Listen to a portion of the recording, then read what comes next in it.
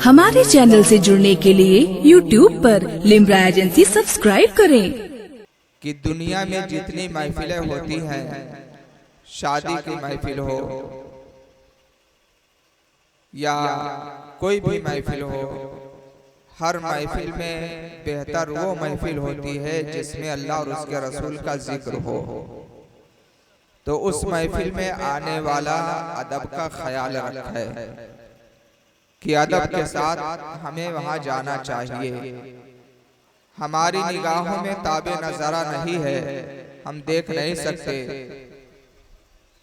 मगर जहां अल्लाह और उसके रसूल का जिक्र होता है वहां फरिश्तों का नुज़ूल होता है।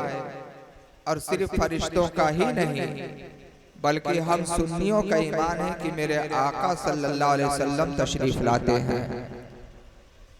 तो जब आका तशरीफ लाए तो उनका जिक्र सुनने वाले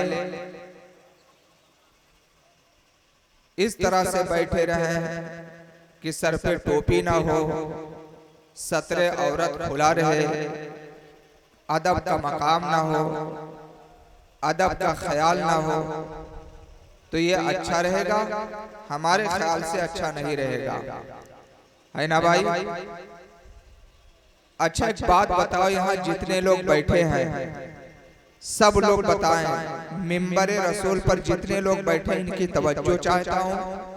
और हाजिरीन महफिल से मेरा ये सवाल है, जितने लोग बैठे हैं आप हजरात की तवज्जो, इनकी वो शान है, वो अजमत है कि अगर ये लोग चाहें तो एक कतरे शबनम को दरिया बना दें, ये लोग चाहें तो एक जर्रे को आफताब बना दें, है ना भाई? तो जितने लोग यहाँ बैठे हैं बहुत तकरीरें सुना करते हैं। जरूरी बात यह है कि सबसे पहले हमें आपको पाक रहना चाहिए। हम लोगों को क्या रहना चाहिए? पाक रहना चाहिए, बातहारत रहना चाहिए। तो यहाँ जितने लोग बैठे हैं बताइए, पाक रहने के लिए जब हम नहाते हैं, गुस्ल करते हैं, तो गुस्ल में कितनी चीजें फर्ज हैं? गुस्ल के फराइज कितने हैं? क्या कोई बता सकता है? हाथ उठाए जिसे याद हो। गुस्ल में कितने फराइज हैं? कौन कौन से? जी जी जी, पूरे बदन पे। अल्हम्दुलिल्लाह, इस बच्चे ने बता दिया और किसी तरफ से हाथ नहीं उठे हैं। क्या इस मजमे में सिर्फ यही बच्चा मुसलमान है? क्या यही बच्चा मुसलमान है? इस इलाके में दरिया नदी, इस इलाके में नदियां बह रही हैं, तालाब बहुत हैं, ऐसा कि नहीं है? लोग डुबकी लगाने जाते हैं, नहाने जाते हैं तालाब में, नाक बंद किए, मुंह बंद किए, डुबकी लगा लिए। अगर 1 घंटा उसके अंदर पड़े रहे और फिर उठे तो क्या गुस्ल हो जाएगा? गुस्ल हो जाएगा? नहीं होगा। क्यों? इसलिए कि ना ही नाक में पानी गया नरम हड्डी तक, ना ही उन्होंने मुंह में पानी लेकर गरारे के साथ कुल्ली किया। अगर रोजे से है तो गरारा ना करें, मगर इतना पानी लें कि हर जगह पर पहुंच जाए, पूरे मुंह के पूरे आज़ा में पहुंच जाए पानी। इस तरह से कुल्ली करें, तब तो गुस्ल मुकम्मल होगा। तो आप हजरात सुने, तकरीरें बहुत सुनते हैं, आज नसीहत सुन लें। सबसे पहले हमें पाक रहने की जरूरत है। मैंने कुरान मुकद्दसा की तिलावत की, अल्लज़ी खलक़ल मौत वल हयात लियब्लुवकुम अय्युकुम अहसनु अमला।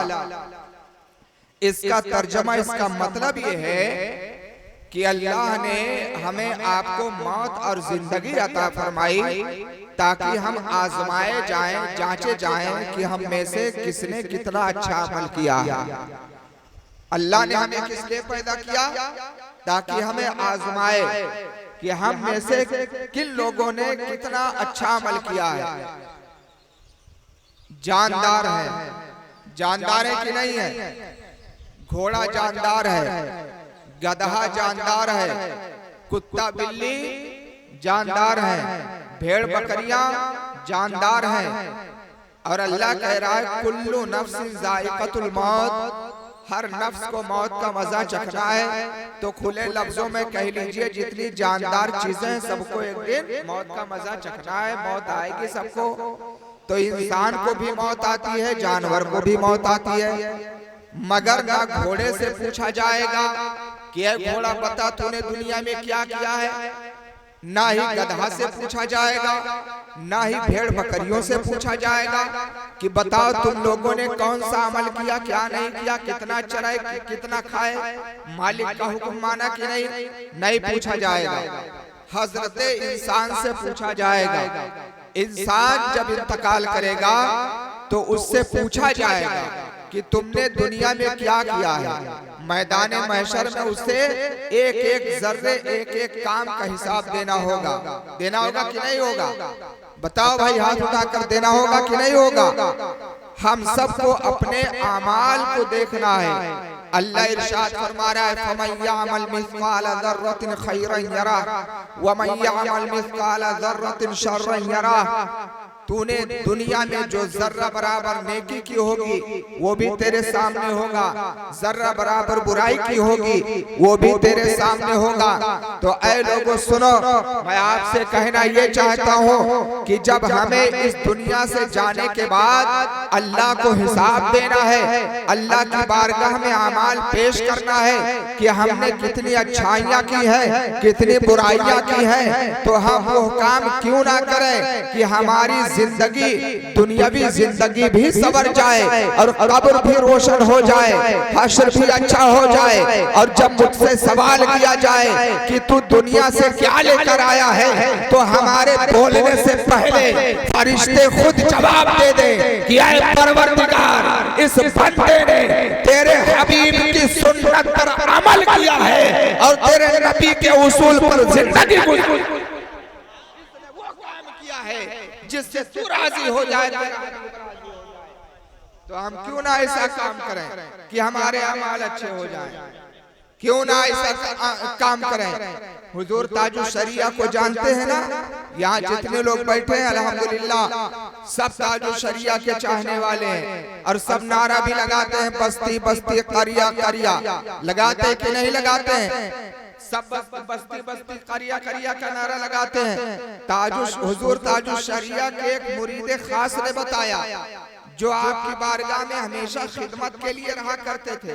कहा कि चाहे जितना लंबा सफर हो, चाहे जितना तवील सफर हो, लेकिन हजरत के तकवा का ये आलम कि पूरी रात स्टेज पर बैठते हुए गुजर गई, कहीं यहाँ कहीं वहाँ कहीं वहाँ, लेकिन आप अल्हम्दुलिल्लाह कभी भी तकवा का दामन नहीं छोड़े और ना ही कोई नमाज कज़ा हुई, नमाज फज्र पढ़ते, वज़ाइफ पढ़ते, उसके बाद थोड़ा आराम करते अगर मौका मिलता तो, वरना दीनी काम में मसरूफ। सुभान अल्लाह। तो हुजूर ताजुल शरिया के हम लोग चाहने वाले हैं। शायर कहता है कि आका के नवासे ने मुसल्ला नहीं छोड़ा, सर तन से जुदा हो गया सजदा नहीं छोड़ा। आका के नवासे ने मुसल्ला नहीं छोड़ा, सर तन से जुदा हो गया सजदा नहीं छोड़ा। और घर लूट गया, खेमे भी जलाए गए, लेकिन ज़ैनब ने किसी हाल में पर्दा नहीं छोड़ा।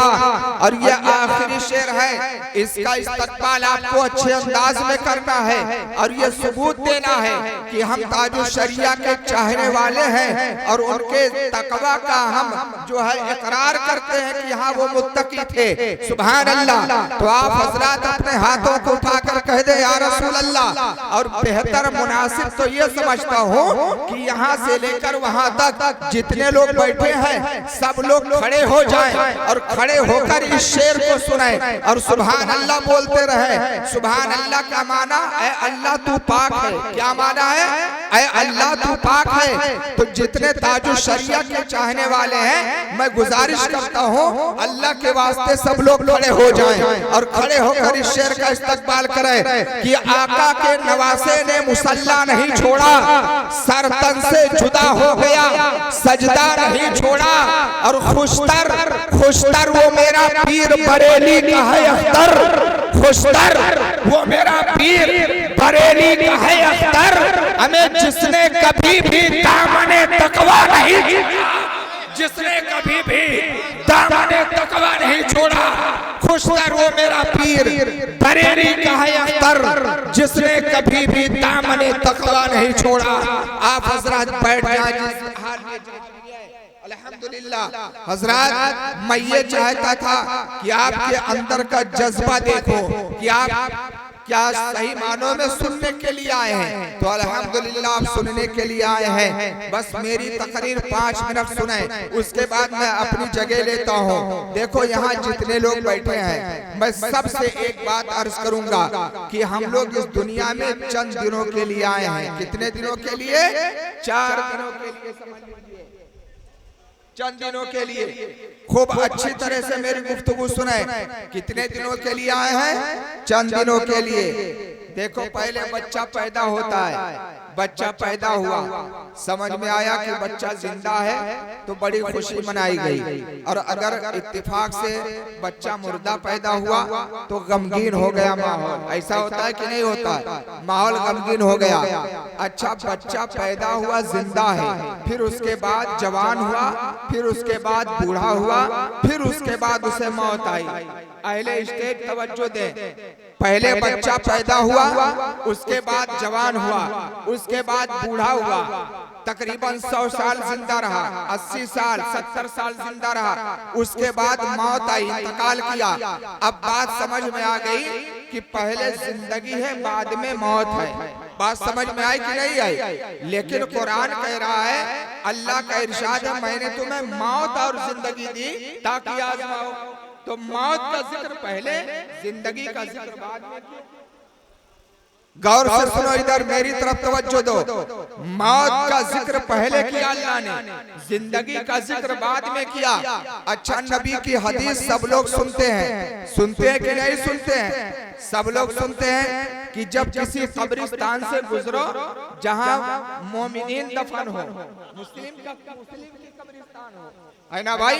जब किसी मुसलमान के कब्रिस्तान की तरफ से गुजरो तो कहा करो अस्सलामु अलैकुम या अहलल कुबूर, अस्सलामु अलैकुम या अहलल कुबूर। तो सलाम किससे किया जाता है? जो सुने, जो जवाब दे, जो जिंदा हो, उसी तो सलाम किया जाता है ना भाई? सलाम किससे किया जाता है?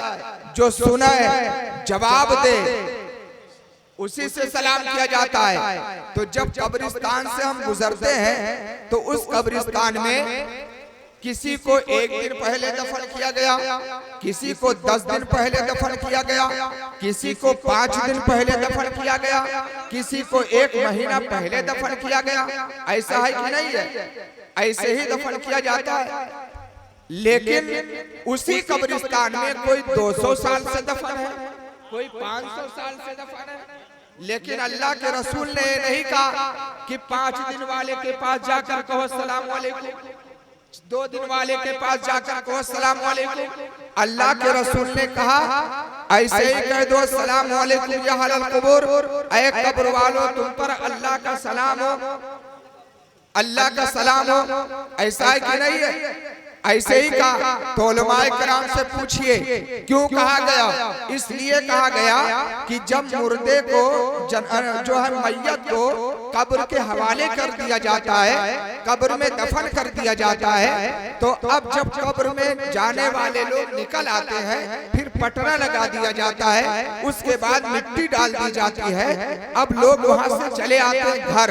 अब वहाँ नकीरैन पहुँचे। जब सवाल करने वाले फरिश्ते पहुँचे थे तो उसी मैयत को उठाया, उसी मैयत को जिंदा किया, उठाया।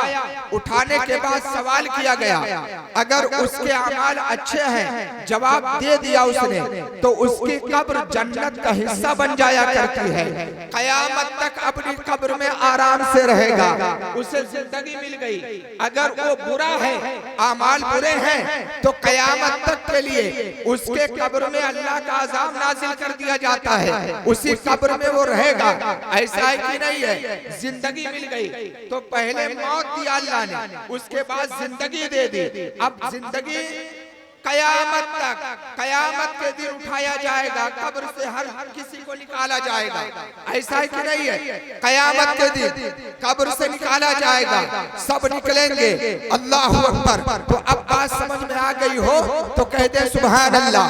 बात अगर समझ में आ गई हो तो कह दे सुभान अल्लाह। मैंने हदीस शरीफ में पढ़ा है कि जब कोई बंदा इस दुनिया में चलता है, नबी की सुन्नत पर खाता है, नबी के तरीके पर गुफ्तगू करता है, नबी की सुन्नत के मुताबिक। आप जब किसी से मिलते हैं तो नबी के सुन्नत के मुताबिक मेहमान की खिदमत करते हैं, नबी की सुन्नत समझकर। उलमा की बातें सुनते हैं कि ये नबी के अंबिया के वारिस हैं, उलमा की बारगाह में रहते हैं कि ये हमें नबी की हदीस सुनाएंगे। अल्हम्दुलिल्लाह। जब कब्र में ऐसे बंदे दफन किए जाते हैं तो नकीरैन आते हैं, उससे सवाल करते हैं तेरा रब कौन है? तो जवाब देता है कि मेरा रब वो है जिसने आसमान को बनाया, जिसने जमीन को बनाई, जिसने सारी कायनात को पैदा किया। अगर वो बंदा अच्छा है, नबी का चाहने वाला है, जब पूछा गया तेरा दीन क्या है तो बंदा जवाब देता है मेरा दीन इस्लाम है। इस्लाम जिसने मुझे कमजोरों पर रहम करना सिखाया, जिसने मुझे छोटों पर शफकत करना सिखाया, जिसने मुझे बड़ों की इज्जत करना सिखाई, जिसने मुझे अपने नबी के उसूल पर चलना बताया। अल्लाहु अकबर। जिसने मुझे तर्ज़े जिंदगी दी, वही इस्लाम मेरा धर्म है। अगर अब फरिश्ते तीसरा सवाल, इस मर्द के बारे में क्या कहते थे? बंदा नबी की सुन्नत अपनाने वाला है तो फौरन कहेगा अरे मैं जिस पर दिनों रात दुरूद पढ़ा करता था, जो काबे के बदरुद दुजा है, जो तैबा के शम्सुद दुहा है, वही नबी जिनके लिए जमीन बनी, वही नबी जिनके लिए आसमान बना, वही नबी जिनके लिए चांदो सितारे बने, वही नबी जिनके लिए तमाम चीजें बनाई गई, वही नबी जिनका तरीका जो अपनाए वो अल्लाह की बारगाह में महबूब हो जाए, वो नबी है। जहां तक अल्लाह ने अपने रबूबियत का ऐलान किया, वहां तक मुस्तफा के नबूवत का है सल्लल्लाहु तआला अलैहि वसल्लम। तो हजरात, मैं कहना ये चाहता हूँ कि नबी के उसूल पर चलो, नबी का तरीका अपनाओ, ताकि कब्र ही से तुम्हारी मंजिल आसान हो जाए। और अगर ऐसा नहीं किया तो याद रखना, चाहे एक साल में 100 जलसा कराओ, इससे बड़ा और बड़ा कॉन्फ्रेंस कराओ, हमेशा जलसा ही कराते रहो। अगर सुन्नत नहीं अपनाया, नबी का तरीका नहीं अपनाया, तो ये जलसा आपका काम बात है। ये चैनल चल रहा है, बहुत दूर तक मेरी बात पहुंच रही है। इन्हें नहीं पूछा जाएगा तुमने कितना जलसा किया, ये नहीं पूछा जाएगा तुमने कितना लंगर लुटाया, ये नहीं पूछा जाएगा। अगर कोई चीज पूछा जाने वाला है तो पूछा जाएगा क्या तुमने मेरे मुस्तफा की सुन्नत अदा की, क्या तुमने नमाज़ें अदा की, क्या तुमने हज किया, क्या तुमने सदका दिया, क्या तुमने खैरात दिया। यानी जिन चीजों का हुक्म अल्लाह ने दिया है, अगर हम फराइज को छोड़कर मुस्तहब और नवाफिल अदा करना चाहें तो वाजिबात और फराइज छोड़कर हमारी ना कोई नफिल कबूल है ना